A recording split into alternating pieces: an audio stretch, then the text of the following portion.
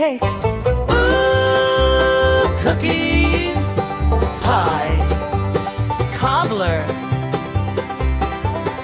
So many recipes, so many cookbooks.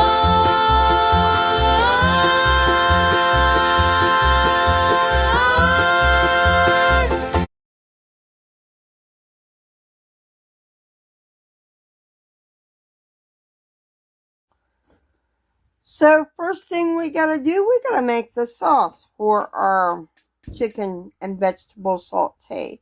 So we're gonna have to cook these onions until they're translucent, like stir fry. I've got all my stir fry stuff together, and all my sauce ingredients together. So we're gonna saute this onions. We're gonna make our sauce. So, I'll be back when the onions are translucent. So now we're going to add 1 cup of chicken broth and bring this to a boil before we add our other ingredients. There's 2 more ingredients that go on this. So bring this to a boil and then I'll be right back. So now we're going to add a teaspoon of teriyaki sauce. Stir that in. Lower the heat. And we're going to stir in 2 tablespoons of peanut butter. Yep, that's what I said, peanut butter. If it'll come out of the deal. So now starts the vegetable and the chicken saute. I harvested some carrots from my garden, and this is not in the recipe, but I'm adding it to it. So we're going to saute these carrots a little bit. The next thing I'm putting in is some pepper slices.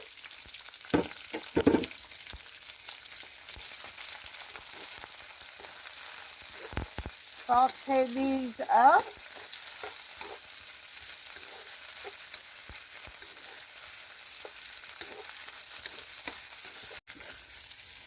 Now we're going to throw in some cut up chicken that had some cornstarch sprinkled on it.